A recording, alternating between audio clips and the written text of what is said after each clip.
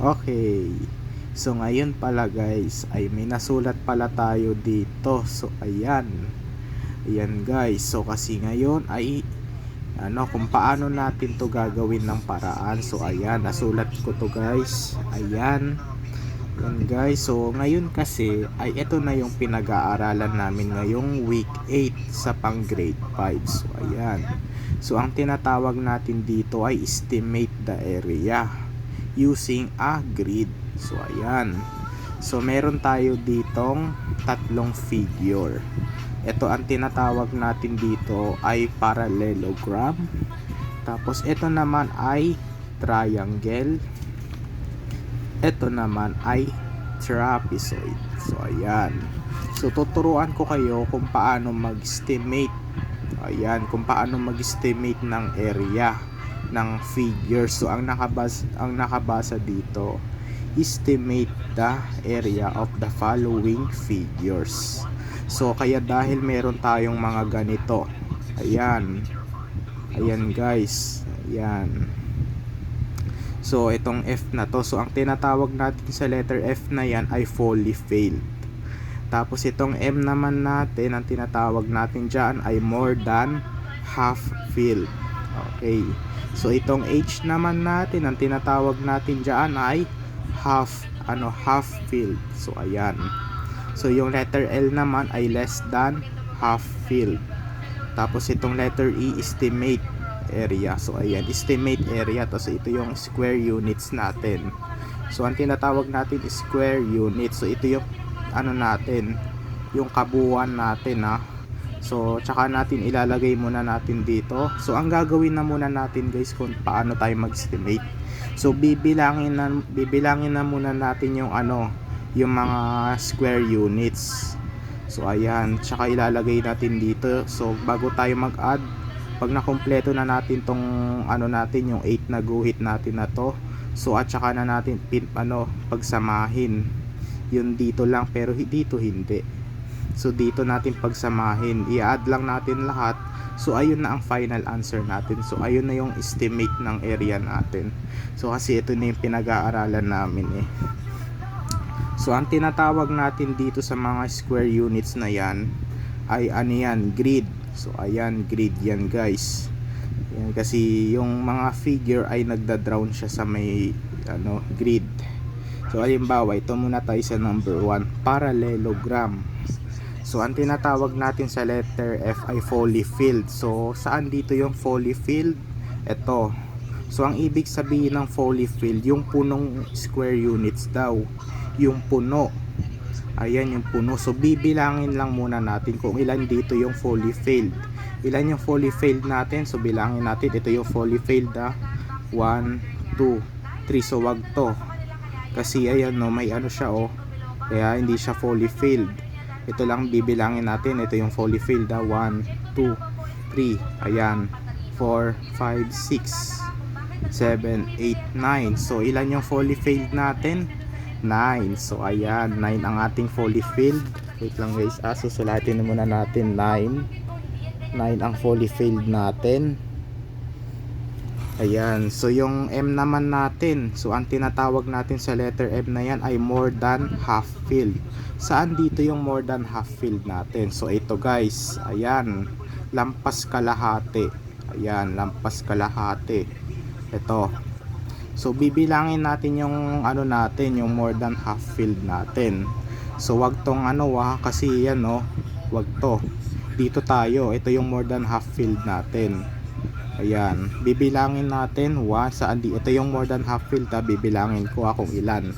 Ito 1, 2, 3, 4. So ito yung more than half filled natin. So ilan yung more than half filled natin? 4. Ayan, 4. Ilagay natin sa letter M, 4. Okay ba? 4. So pagkatapos yung letter H naman natin. So ang tinatawag natin sa letter H na yan ay half filled. So meron ba tayong half filled dito sa sa figure na na parallelogram sa may grid? Wala. Syempre wala. Wala talaga, wala. Kaya isulat na lang natin ay 0. Okay, 0. Ayan, so yung letter L naman natin. Okay, so ang tinatawag natin sa letter L na yan ay less than half filled. Saan dito yung less than half filled natin? So ito, ayan, so hindi pa umaabot ng kalahati. Ayan, maunti. Ito yung less than half filled natin. Bibilangin natin 1, 2. So hanggang 2 lang. So yung less than half filled natin ay 2. Okay, 2. Nagbo-vlog ako eh. Ayan, 2. So ayan, so tsaka na natin siya ipagsamahin. So i-multiply lang natin yung 9 at tsaka 1. 9 pa rin. Ayan, 9. So i-multiply natin yung 4 at 1. So 4 pa rin. So i-multiply natin yung 0 times 1 half. Wala, 0 pa rin kasi wala eh. So 2 times 0, wala pa rin, 0 pa rin. So ayan na guys, so meron na tayong ayan, meron na. So ang gagawin natin dito sa pinaka natin, na inano natin yung fully filled, more than half filled, tapos half filled, tapos less than half filled. Ang gagawin natin dito ay pagsamahin natin. So i-ano na natin. So wag na natin to isama yung na to, 0 na to. Ito na yung pagsamahin natin. Pero nasama pa kasi natin yung less than half filled. So ayun na lang daw. So i-add lang natin yung 9 at saka 4. Ilan? 13. Okay, 13 ang ating sagot. Ang estimate natin, ang estimate area natin ay 13 square units. 13 square units. Ayan, galing ko no. Ganun lang mag-estimate. Ayan, ganun lang mag-estimate. Okay, next, number 2. Sa may naman tayo, figure na triangle. Ayan, figure na triangle. So yung fully filled natin, ayan yung fully filled natin, bilangin natin. Ito yung fully filled, 1, 2, 3. Wag to, wag din to kasi hindi siya fully filled. Yung nasa loob lang ng figure na triangle, 1, 2, 3 yung puno 1, 2, 3, 4. So ang fully filled natin ay 4. So ayan, 4. Okay, 4. Yung more than half filled natin, okay, yung more than half filled natin, bilangin natin dito. Ito yung more than half filled, lampas kalahati ulit, 1, 2. So hanggang 2 lang tayo kasi ito yung less than half filled eh. 1, 2. Okay, 2 lang, 2. 2 yung more than half filled natin. Galing ko no. Okay, yung half filled natin, okay, yung half filled natin kasi kaganina nag-estimate tayo dito sa parallelogram, so wala yung fully natin, yung half filled natin. So ito yung half filled natin guys, itong letter H. Nasaan dito yung half filled? Syempre ito na. Ayan, ito na yung natin ngayon, half filled natin. So nasa kalahati siya. Ayan no, nasa kalahati. So bibilangin natin yung half filled, 1, 2, 3. So 3 lang. Yan, 3 yung half filled natin. Yung less than half filled natin, ilan? Bibilangin din natin itong yung kaunti, 1, 2. Okay, 2 lang, 2. Tsaka na natin pag-anihin to. So i-multiply natin ulit, 4. I-multiply natin 2. Okay, so 3 i-multiply natin sa 1 half. So ang magiging sagot dito ay 1 and 1 half. So bakit kaya naging naging 1 and 1 half yan? Bakit kaya naging ganyan yan guys? Ayan, kaya kasi dahil ito ang tinatawag natin dyan. Kaya dahil meron tayong dito, meron tayong half filled. Kasi ito yung half filled natin, 1, 2, 3. So 3 yung half filled natin. So pag ni-multiply mo siya sa 1 half, magiging sagot talaga ay 1 and 1 half. Paano nangyari yon? So ito guys, tuturuan ko kayo kung paano. So ito, so 3 ang yung whole number natin, tapos yung 1 half natin ito. So ang tinatawag natin dyan ay multiplication of fraction. So ang gagawin natin ay yung 3 ay magiging yan, yung denominator niya ay 1. Tapos yung numerator niya ay 3. Okay, so i-multiply lang natin tong 3 at saka 1. So i-multiply natin yung numerator at saka denominator. Wag na yung butterfly method kasi wala na rin naman ganun yun sa pang grade 5 namin. So 3 tsaka i-multiply natin 2. So naging improper fraction ta. So i-change natin sa sa mixed number. So ito i-divide natin yung 3 sa 2. So 1 ang whole niya. Ayan, 1 ang whole niya guys, 1. Tapos kopyahin lang natin yung denominator na 2. Tsaka yung ilan yung yung remainder niya, 1. So pag ito yung gagawin natin, kaya dahil naging 1 and 1 half siya. So i-multiply mo lang yung 2 at saka 1. Tapos i-add mo siya sa numerator. So i-multiply mo muna yung 2 times 1, 2. So i-plus mo sa 1, 3. Kaya dahil naging improper fraction siya, kasi dahil tayo sa half filled, na multiply natin sa 1 half, kaya naging 1 and 1 half siya. Okay, so pagkatapos yung less than half filled naman tayo. So 2 i-multiply natin sa 0. Siyempre 0 pa rin talaga yan. Ayan, so pagkatapos pagsamahin na natin ulit to. Ayan, pagsamahin natin. So i-add muna natin yung natin. So 4 i-multiply, yung 4 pala multiply tuloy. Yung 4 i-add sa 2, hindi 6. So i-add sa whole number na to, 7. Okay, so magiging sagot dyan ay 7 and 1 half. 7 and 1 half. Yan, 7 and 1 half. 7 and 1 half square units. Ayan, 7 and 1 half. So pag ginawa kasi natin yan, change natin niya sa decimal forms. So try natin decimal forms. So magiging siya, 0.5. Hindi pala, 7.5 pala guys. Ayan, 7.5. 7.5. Ayan, magiging ganyan siya. So 7.5 square units. Yan. Ang estimate area natin dito sa triangle ay 7 and 1 half or 7 and 5. 7.5 square units. Okay, next. Ito naman. So nandito na tayo sa sa trapezoid. Ayan, trapezoid naman tayo, trapezoid. Okay, trapezoid naman.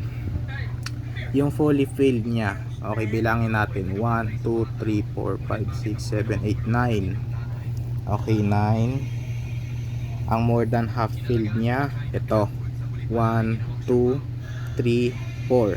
Okay, 4. Half filled niya, tignan natin yung half filled niya, wala. Okay, 0. Yung less than half filled niya, 1, 2, 2. Yan. Ano natin to, multiply 9, 4, 0, 0. So pagsamahin ulit natin. Okay, so 9 i-add natin sa 4, 13.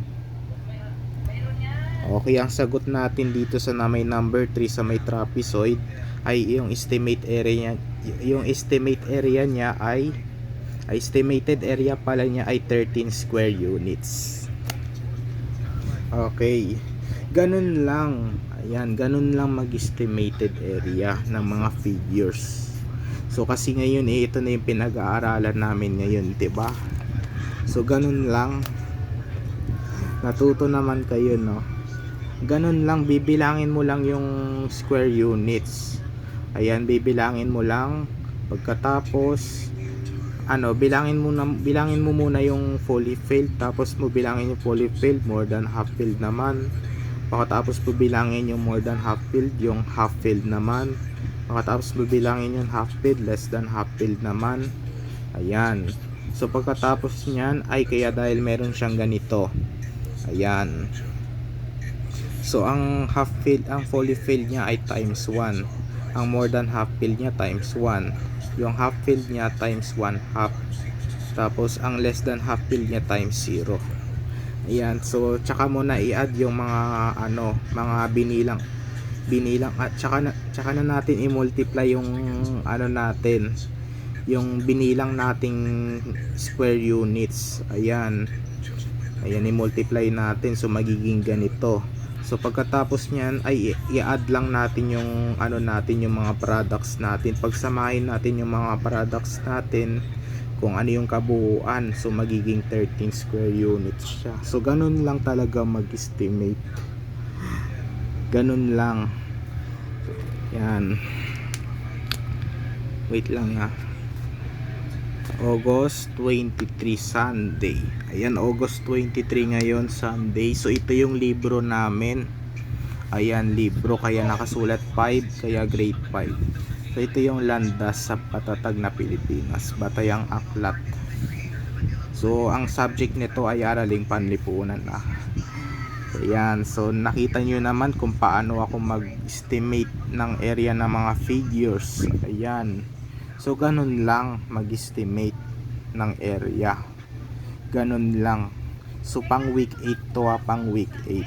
Tsaka pinag-aaralan na pala namin ngayong week 9 yung tungkol na sa division of fraction, kung paano mag-divide ng fraction. So ibibideo ko rin sa inyo yun guys, kung paano mag-divide. So meron siyang ano, meron siyang 3 step. Meron siyang ano,